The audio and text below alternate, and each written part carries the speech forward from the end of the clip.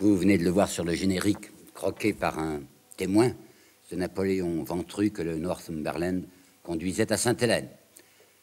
Nous allons le voir maintenant ensemble à Sainte-Hélène. Et M. Bainville nous annonce dans le titre de son dernier chapitre, le martyr. Ou encore, M. Madelin nous dit, c'est une épouvantable disgrâce. Oui, soyons sérieux, regardons les choses telles qu'elles étaient. Ce qui frappe, c'est pas tellement la disgrâce, c'est plutôt une lamentable petitesse. Là-bas, à Sainte-Hélène, il veut absolument, Napoléon, reconstituer sa cour. Il est installé à Longwood, qui est une espèce de villa coloniale, mais il joue toujours son personnage de théâtre. Il a reconstitué les Tuileries. Il y a une étiquette, il y a des préséances, et qui c'est qu'il a accompagné? Ils sont 4 messieurs. Il y a Lascaz. Lascaz, c'est quelqu'un qui a surgi. Il n'est pas tellement le petit Lascaz, comme j'avais cru, j'ai regardé son âge, il a tout de même 47 ans. C'est un scribe, quelqu'un qui travaille dans le genre déclamatoire et sensible. Il a été autrefois aspirant de marine, alors il en a profité quand il a su qu'il allait partir pour Sainte-Hélène, il en a profité pour se déguiser en capitaine de vaisseau et pour se décorer du même coup. C'est qu'un garçon très pratique, qui se dit, c'est le best-seller certain. L'empereur m'emmène pour dicter son mémorial, enfin pour raconter ses souvenirs. Quand il sera mort, on va faire une fortune avec ça. Alors il va interroger l'empereur, qui ne demandera que ça, il va parler. Et dès 1816, le petit Lascaz, le jeune Lascaz, le demi-jeune Lascaz, se fera renvoyer par les Anglais, se fera expulser de Sainte-Hélène afin de rentrer en France, préparer son livre qui sortira 1 an et demi après la mort de Bonaparte. Puis vous avez 3 officiers. Alors il y a d'abord Montelon, général Montelon, qui est un escroc, qui a eu toutes sortes de difficultés, qui est en train de fuir maintenant ses créanciers et qui est parti avec sa femme Albine, et il compte sur les charmes d'Albine pour obtenir une partie de l'héritage de Napoléon. Et Napoléon le sait parfaitement. Enfin, Montelon lui est utile. Il y a Gourgaud. Gourgaud, dont les goûts sont un peu particuliers, qui est un garçon très emporté, qui s'entend mal avec tout le monde, qui appelle Montelon le Basset, qui appelle Lascaz le Jésuite. Et puis vous avez, il s'en ira aussi, lui, en 1818. Et puis celui qui restera jusqu'à la fin, qui est le grand maréchal du palais, s'appelle Bertrand. M. Bainville, qui était mal renseigné, comme ça lui arrive souvent, disait quel dommage que Bertrand n'ait rien écrit. Or, c'est lui qui a écrit le plus. Seulement, il écrivait dans un style très elliptique, avec toutes sortes d'abréviations. C'est très difficile à deviner. Et c'est M. Fleuriot de Langle qui, en 1948 ou 49, a donné le premier volume. Le 3e et dernier volume apparu en 1959. Et maintenant, nous avons un document irremplaçable avec les cahiers de Bertrand. Oui, ce qui frappe, vous dis-je, cette extraordinaire petitesse de tout ça. Parce qu'il veut absolument, Napoléon, qu'on l'appelle sire. Or, le gouverneur, qui s'appelle Hudson Law, a ordre de le traiter comme le général Bonaparte. Du reste, vous savez, c'est un drôle de général, parce qu'on multiplie les prévenances, qu'un seul titre comme celui-là ne suffirait pas à justifier. On voit Montelon, qui est chargé très souvent de servir d'intermédiaire auprès d'Hudson Law, présenter des exigences auxquelles Hudson Law se plie toujours lorsqu'il ne s'agit pas de protocole. Par exemple, c'est lui qui va très gentiment, lorsqu'on installe Longwood, prendre les conseils de Napoléon à travers Montelon pour demander comment il faut installer la bibliothèque, la disposition du billard, quels sont les livres qu'il veut dans la bibliothèque, quelle est la couleur, quelle est l'épaisseur des tapis.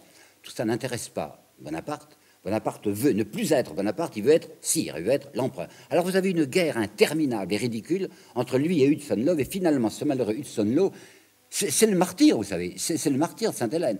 Il fait de son mieux. C'est un brave type, pas très intelligent, je crois. Mais il a ce qu'on appelle vulgairement un job assommant, vous savez, une mission intolérable. Il porte la responsabilité de la présence de l'empereur à Sainte-Hélène. Il a tout le temps peur que l'empereur s'en aille. Du reste, il y a en effet des Américains qui vont essayer de s'emparer de lui pour le faire évader.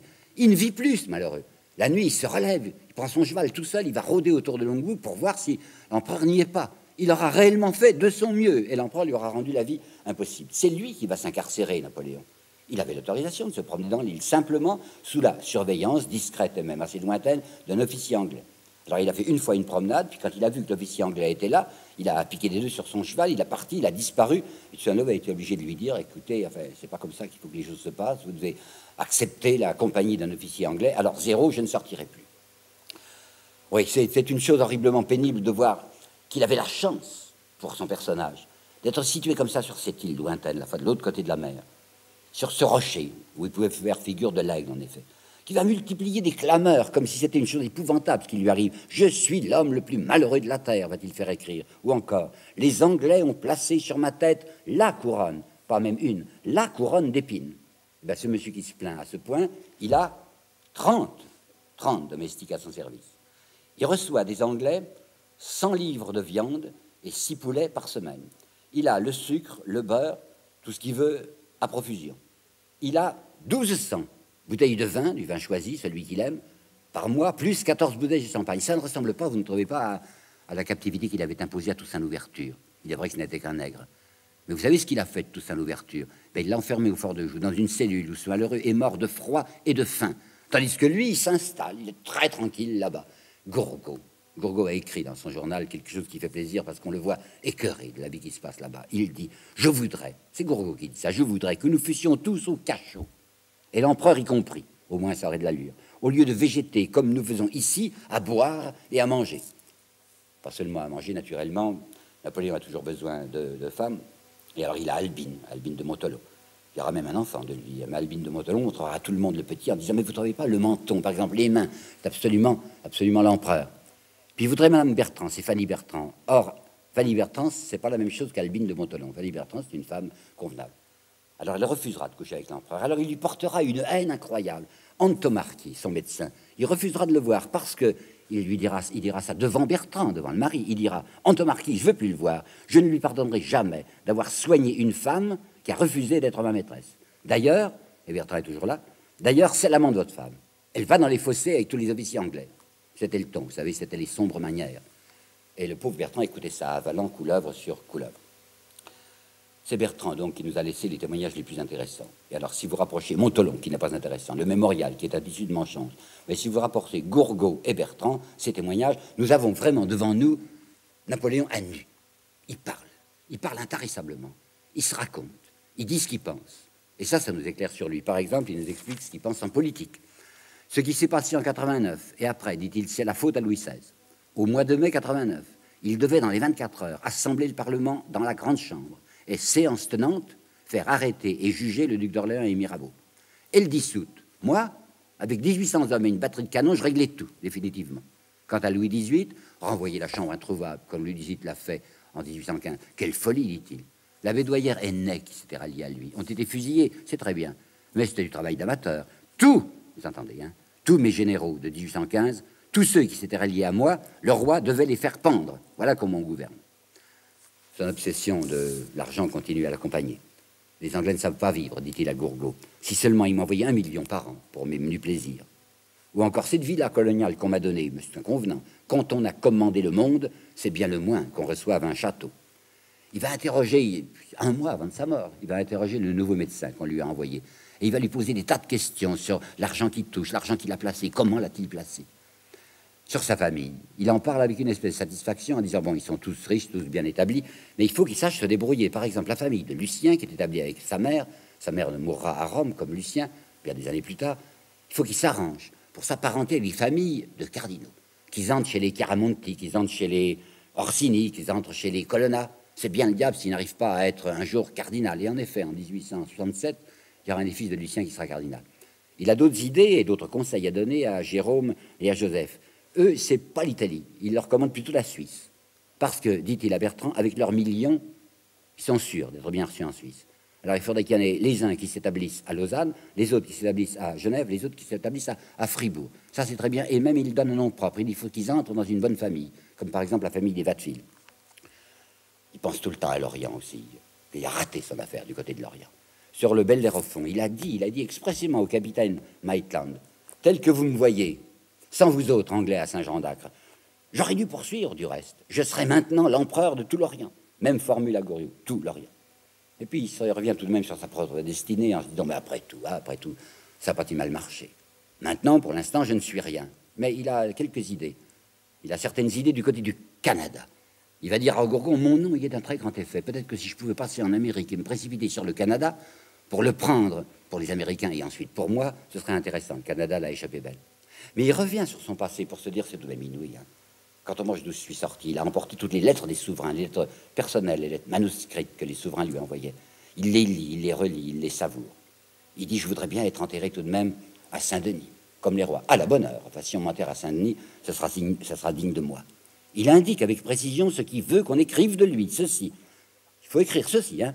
Parti de rien. Et né dans la misère, Napoléon Ier est arrivé à s'asseoir sur le premier trône du monde.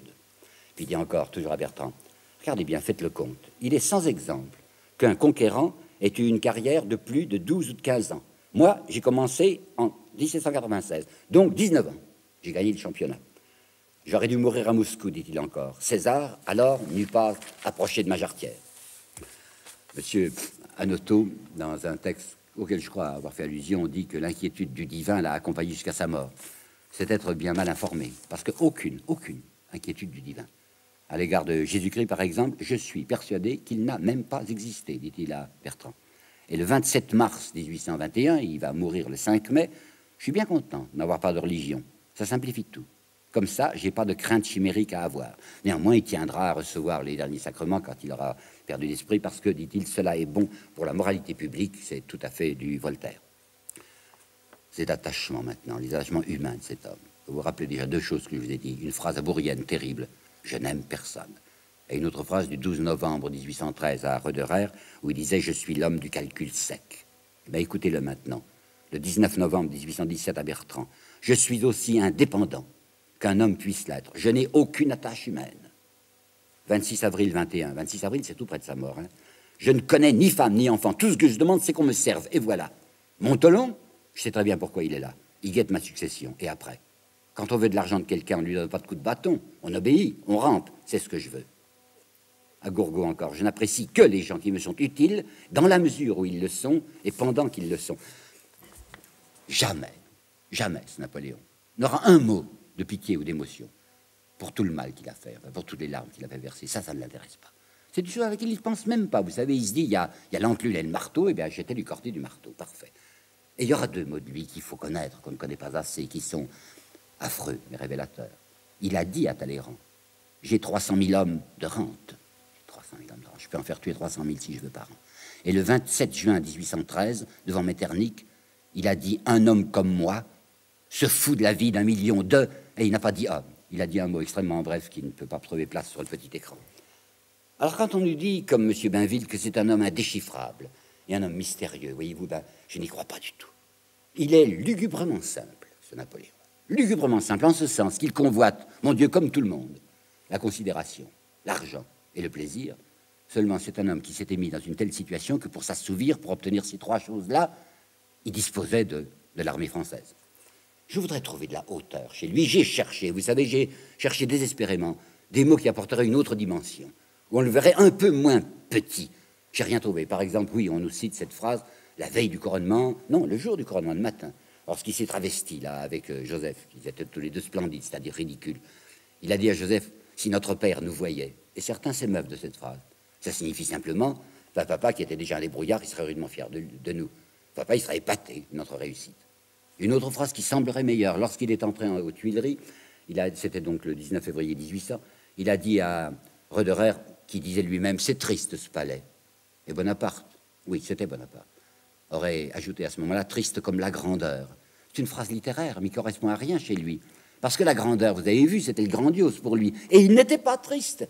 C'était un homme jovial. C'était quelqu'un de satisfait. Rappelez-vous, c'est très important, cette image que je vous ai montrée sur le générique de Monsieur Napoléon. C'était un croquis de Giraudet.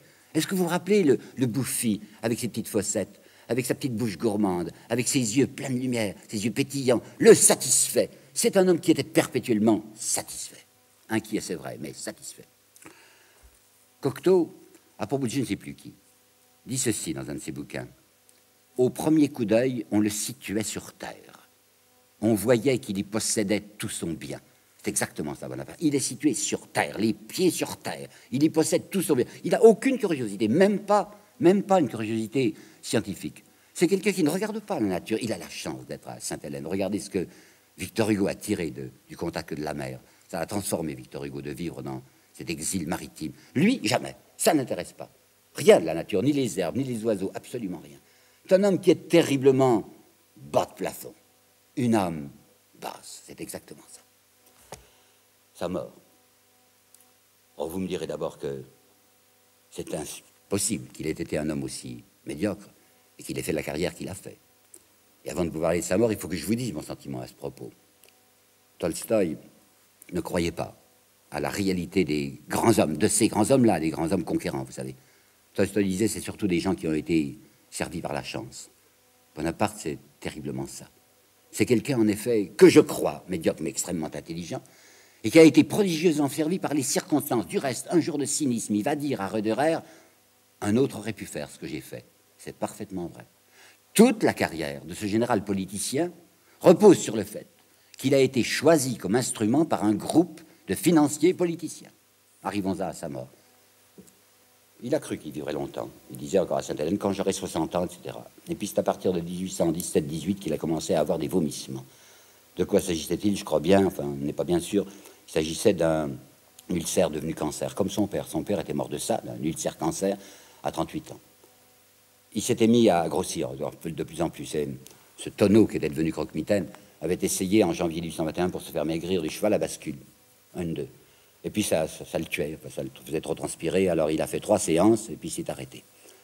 Puis les souffrances commencent à venir très sérieusement au printemps 1821. Alors là, autant cet homme est dénué de capacité d'apitoiement sur autrui, il déborde de trésors d'apitoiement sur lui-même. Je suis un pauvre homme, je suis malade.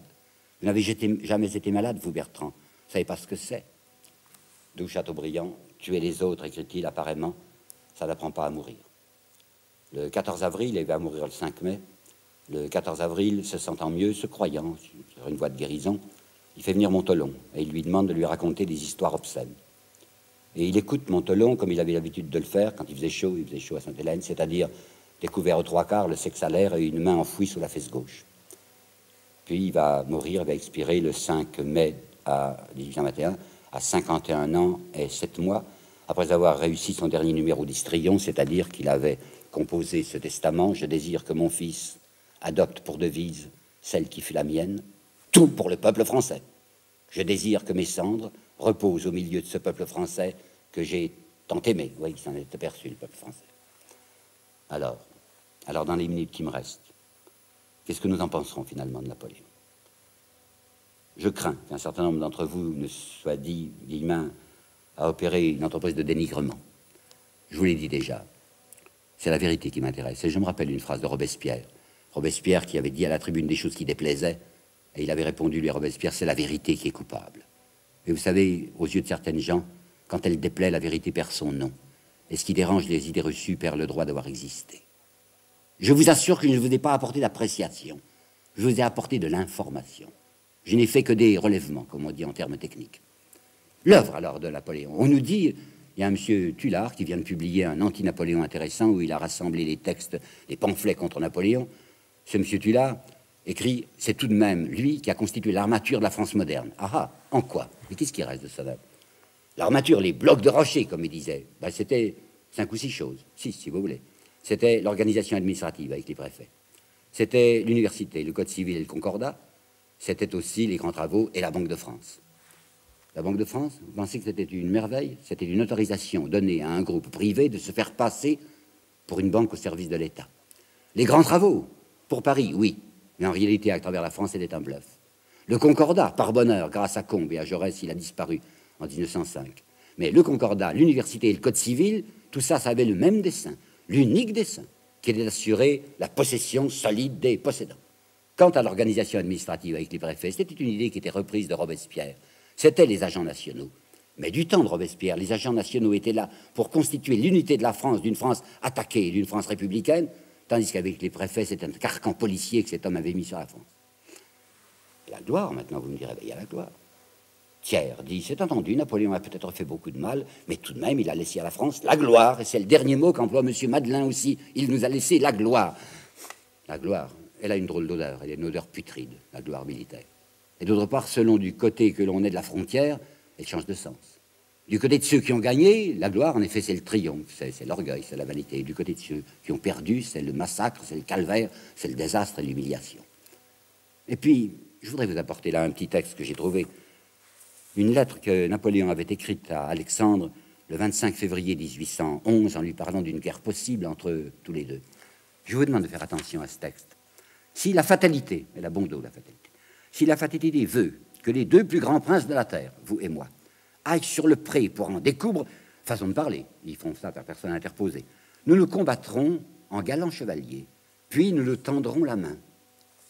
Est-ce que cette phrase ne vous ferait pas penser à certains vers de Victor Hugo, très solides et très bien frappés, des vers que Victor Hugo adressait à ceux qui sont morts dans ces combats-là, et tout ça pour des altesses qui vous à peine enterré, se feront des politesses pendant que vous pourrirez. Et l'Europe. C'est vrai qu'il avait fait l'Europe. Monsieur Valéry nous dit même qu'il avait des idées trop en avance sur son âge, des idées prématurées, mais qu'il avait conçu réellement une fédération européenne. Une fédération européenne, c'était simplement des colonies continentales. Nous avons vu quelqu'un d'autre, en 1940, nous parler aussi d'une Europe sous sa botte. Il faut bien savoir qu'il y a eu une véritable fabrique de faux, une fabrique de mensonges à Sainte-Hélène, qu'il a raconté des choses inouïes de mensonges. Le 17 avril 1821, ce que devra faire mon fils s'il règne, c'est établir partout des institutions qui assurent la dignité de l'homme, réunir l'Europe dans les liens fédératifs indissolubles, propager les bienfaits du christianisme et de la civilisation. Voilà la cause pour laquelle je suis mort, dit-il. Mon Dieu, vraiment, dignité de l'homme.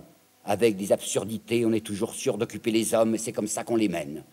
De la religion, une fable propice à la domination des malins sur les imbéciles. Sa légende, maintenant. C'est vrai qu'il a eu une légende. C'est vrai qu'il y avait le chauvinisme qui se satisfaisait en pensant à toute la gloire que la France avait conquise. C'est vrai aussi que cette légende s'appuyait sur de sombres profondeurs humaines, avec cette connivence qui est en nous à l'égard de la guerre et de la mort.